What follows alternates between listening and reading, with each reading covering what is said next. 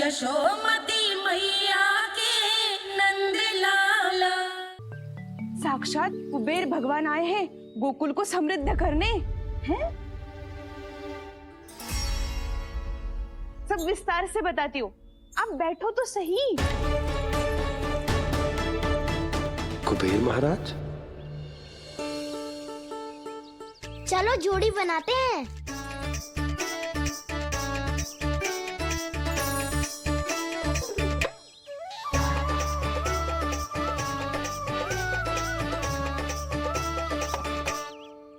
मुझे तो किसी ने ना चुनो, मैं क्या करूं? अरे सुबल, तुझे तो सबसे महत्वपूर्ण भूमिका निभानी है।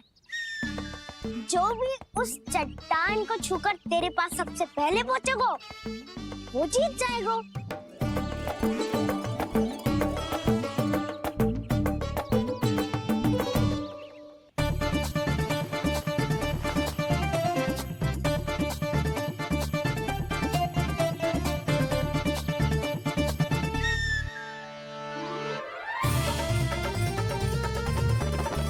आरंभ करो।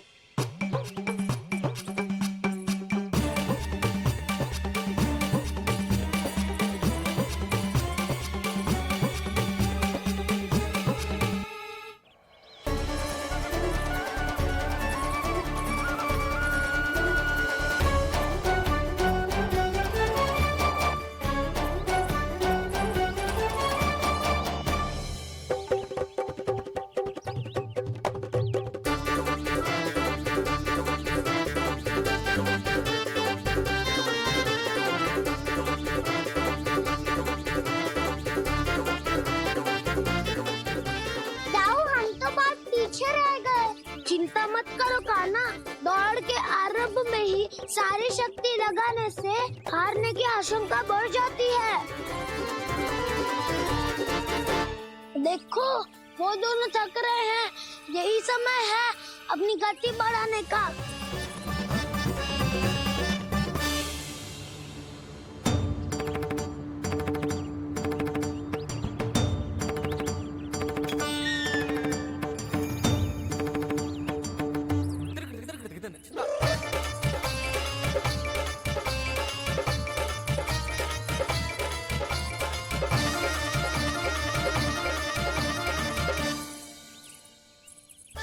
लो, हमारी जोड़ी सबसे पहले पहुंच गई।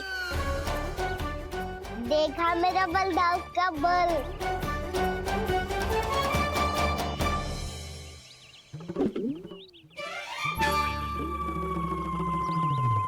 ताऊ, वो देखो।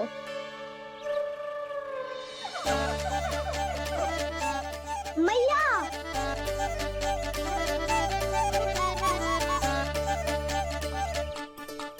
अपने परिवार या अपने सखाओं के साथ या किसी ऐसे व्यक्ति के साथ जिसे उसकी आवश्यकता हो बांट लेना चाहिए, ताकि सबके पास पर्याप्त हो और किसी को भी कछु कमी ना हो, किसी को वस्त्र के बिना रहना ना पड़े, भोजन के बिना सोना ना पड़े।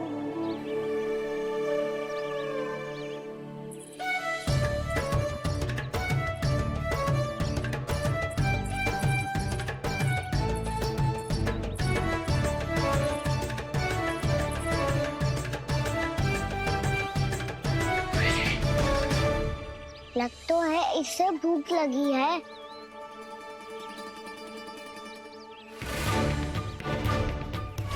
मेरी और क्या देख रहे हो?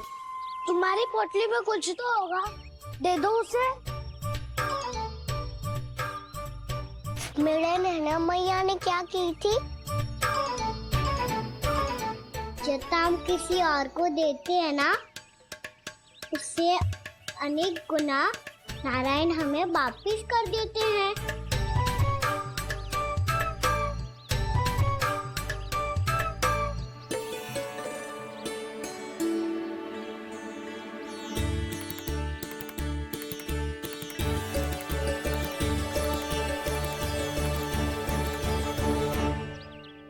ओहो, अंतिम रोटी थी, पर वो तो मैं खा गो।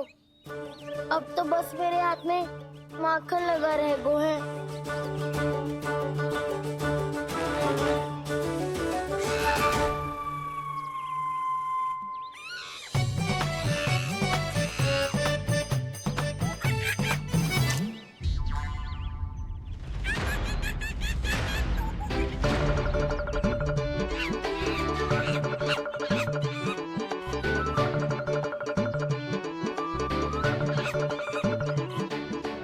क्षमा करना सखा। तुम्हें देने के लिए मेरे पास कुछ नहीं है। अब आप ही बताओ, कोई 2 गुना मूल्य देगो तो हम शीघ्र ही धनवान बन जाएंगे कि ना? पर कोई 2 गुना मूल्य देगो ही क्यों? हो सकता है कि उनके पास अधिक धन हो, या उनकी तिजोरी में सामान आ रहा हो, या फिर उन्हें भलाई करने का रोग हो। हमें तो आम खाने से मतलब है ना नंदराज। गुटली किनके, हमें क्या लेना देना। मैंने तो निर्णय ले लिया है कि उसकी सिर्फ मान लूंगी। बस नारायण को साक्षी मानकर जब प्रण ही तो लेना है कि सारा का सारा दूध, घी, माखन अब से केवल उन्हीं को देना है मैंने। बस इतनी मांग रखी है उसने? हाँ, आपको विश्वास ना हो रहा हो तो गोकुल में किसी से भी पूछ लियो। 2 गुना दाम दियो है परमानंद जी ने, इसीलिए तो सबके सब आनंद के सागर में गोते लगा रहे हैं।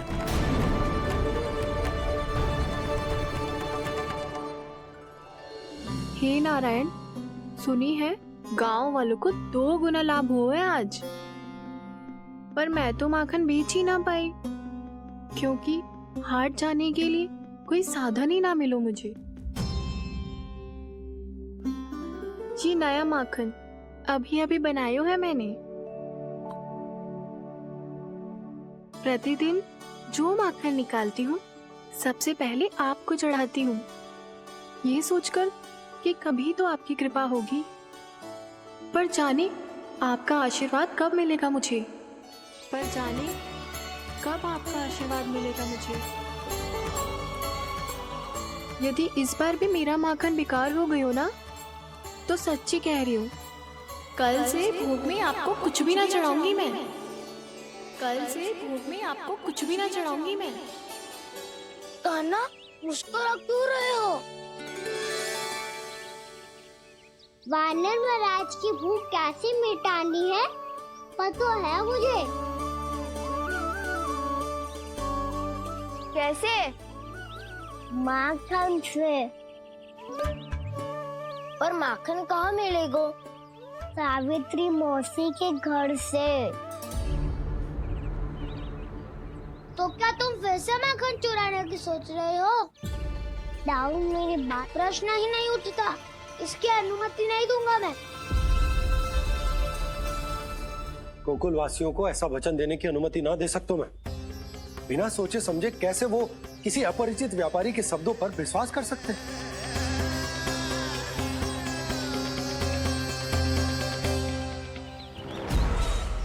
महाराज, गोकुल वासियों को अब धन के जाल जंजाल में फंसने से कोई नहीं रोक सकता। महाराज, मैं धन का ऐसा स्वाद चखा कर आया हूँ कि नंद चाहे जितना प्रयास करे, अब कोई भी गोकुल वासी उसके हित वचन सुनेगा भी नहीं। महाराज, ये बहुत गंभीर बात है, हमें सभा बुलानी होगी यशोदा। जशोदा जी, आप भी कुछ कहो ना नंदराज से। जे अधिक ही सोच रहे, इतनी चिंता करने की कोई आवश्यकता ना है। आवश्यकता तो है। तो जब कोई लोभ के जाल में फंस जाता है तो उसका बाहर निकलना असंभव है, किंतु फिर भी अपनी दृष्टि चौकन्नी रखना और कान गोकुल में होने वाली हर हलचल पर, क्योंकि मैं नहीं चाहता कि उस छलिया विष्णु अवतार का कोई भी छल मेरे मार्ग का रोड़ा बन पाए। अवश्य महाराज।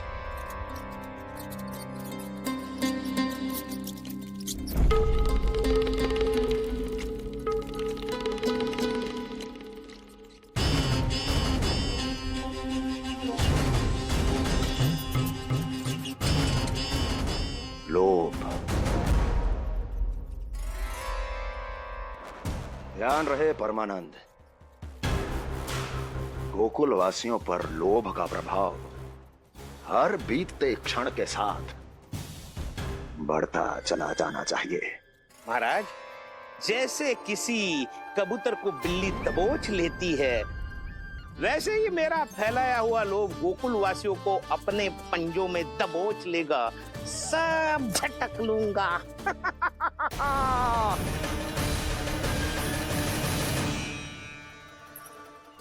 इससे पहले कि माखन पीला पड़ जाए, उसे आंच में तपाकर घी निकाल लेना चाहिए, ना तो पूरा का पूरा माखन बिगड़ जाता है।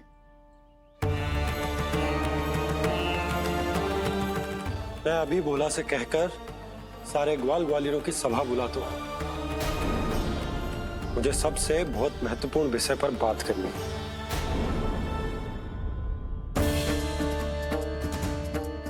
मति भ्रष्ट हो गई थी मेरी, जो यहाँ चली आई। अब कहीं ऐसा ना हो कि मेरा धनवान बनने का स्वप्न धरा का धरा रह जाए। सुलक्षणा, चिंता मत ही करो। अरे हम सबसे पहले तो वे अन्न के बारे में सोचते हैं। वे गोकुल वासियों को लोभ के फेर में कछु अनुचित ना करने देंगे। कहा ना मैंने, तुम्हें कुछ भी अनुचित करने नहीं दूंगा।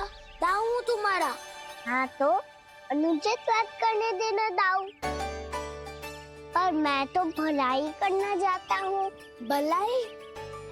किसी की अनुमति या सहमति के बिना उसके यहाँ चोरी चुप के माखन खा लेना भलाई नहीं, चोरी कहलाती है।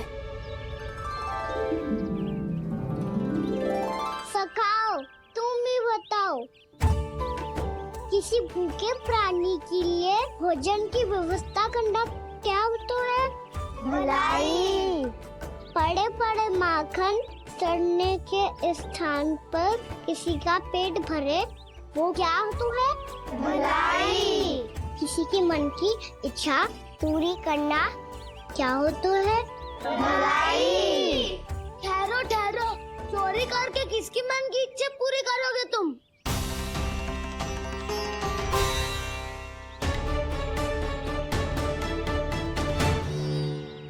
और किसकी दाऊ? स्वयं सावित्री मौसी की। वही तो चाहती है कि मैं उनके घर आऊं और ढेर सारा माखन खाऊं।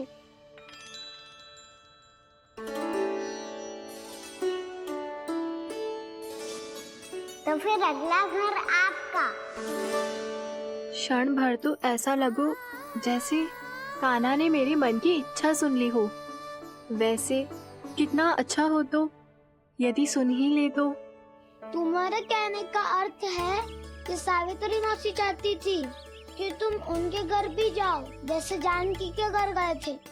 ये बात तो उन्होंने मैया के सामने भी कही थी कि मैं उनके घर जाऊं। ये तो उनका सौभाग्य होएगा। किसी का सौभाग्य बिगाड़ते इतने बुरे ना है हम। ये बात तो सही कही है। मुझे भी कुछ अनुचित ना लगता है इसमें। तुम तो सत्यवादी हो मधुमंगल, तुम्हें क्या लगता है? अब बोल भी दो, वानर महाराज भूखे हैं। वानर महाराज से अधिक भूखा तो मुझे तू लग रहे हो। यदि कान्हा सच्ची में जैसा वानर महाराज की भूख मिटाने के लिए और सावित्री मौसी की इच्छा पूरी करने के लिए कर रहा है, तो दादी के सीख के अनुसार मुझे इसमें कछु अनुचित ना लगता। पक्का हम सच में चोरी नहीं भलाई करने जा रहे हैं। सही कहा दाऊ। यदि भूखे असहाय वानर महाराज का पेट भरोगे तो इसका असली पुण्य तो सावित्री मौसी को ही मिलेगा। इसका अर्थ तो ये हुआ कि कान्हा सावित्री मौसी का घर माखन चुराने नहीं जाएगा, बल्कि उसे दुगना कर देगा। बात तो सही है, तो फिर मैं तुम्हें नहीं रोकूंगा।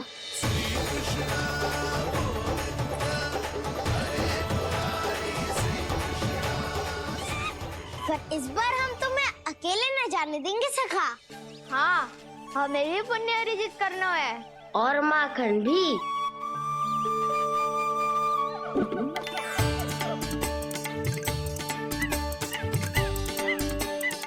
लगता है देव वानर महाराज भी हमारी टोली में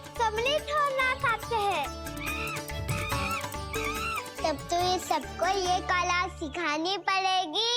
सही कहा सका, अच्छे काम का प्रचार प्रसार तो होना ही चाहिए ना।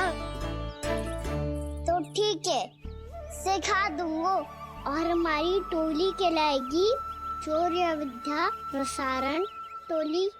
और कान्हा तू बन जाइयो इसका अध्यक्ष और दाऊ बनेंगे उपाध्यक्ष। मुझे स्वीकार है। शौर्य विद्या प्रसारण टोली की जय! शौर्य विद्या प्रसारण टोली की जय! और सुनो क्या करना है और कैसे।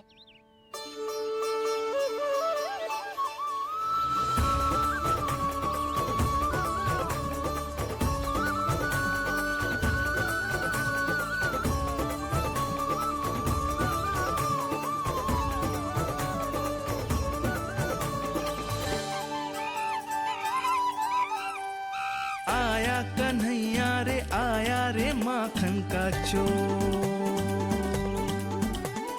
रोके रुके ना ये सरपट लगाता है दौड़।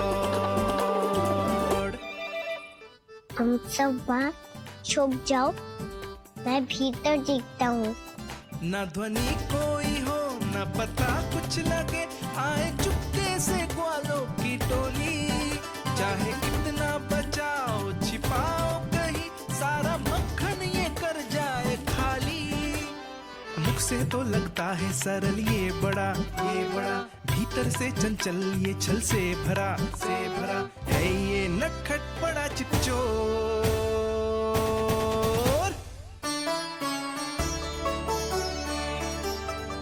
इतनी ऊपर टांग रही हो माफी।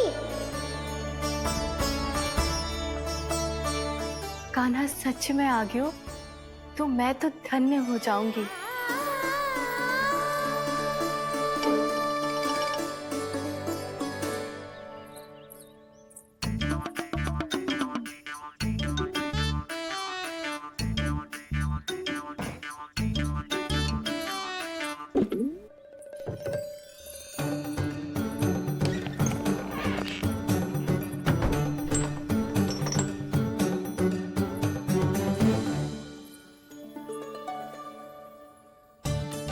मन तो करता है सारा दूध दही माखन उसे बुलाकर अपने हाथों से खिला दूं। मुझे बुलाना भी चाहती हो और अनजाने में मेरे लिए कठिनाई भी बढ़ा रही हो। पर मेरे यहाँ क्यों आएगा कान्हा? इससे अच्छा तो यही होगा कि कल माखन बेचने के लिए कहीं से सकट का प्रबंध कर लूं।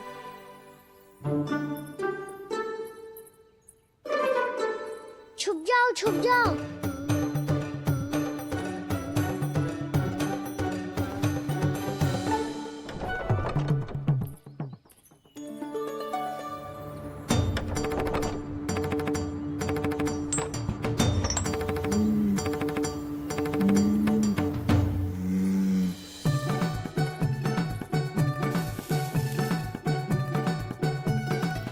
वैसे भी वो ठहरा राजकुमार, एक साधारण गोपी के यहाँ का माखन काहे खाएगो। तू भी बावली हो गई है सावित्री। कान्हा आना भी चाहे तो इतनी दूर आएगा कैसे?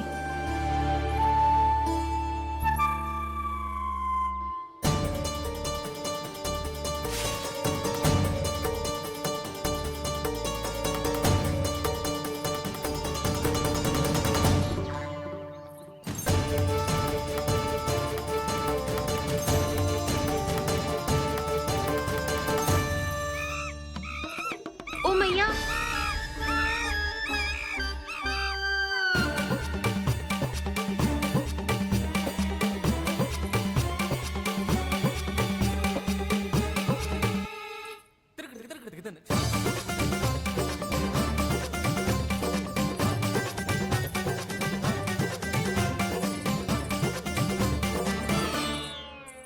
सब खड़े हो जाओ।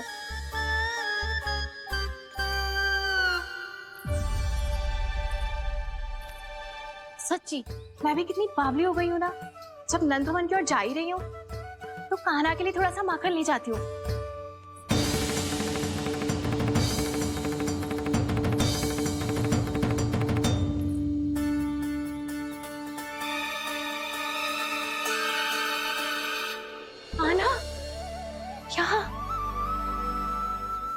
स्वप्न है या फिर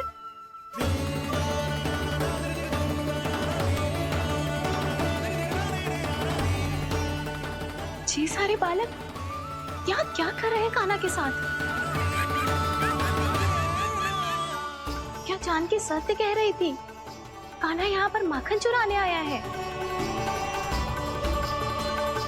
मुझे स्वयं जाके इसे माखन खिलाना चाहिए। चलो, सावित्री मौसी के वापस लौटने से पहले मैं कार्य समाप्त करके वापस भी जाना है। कोई पकड़ी मत जाना।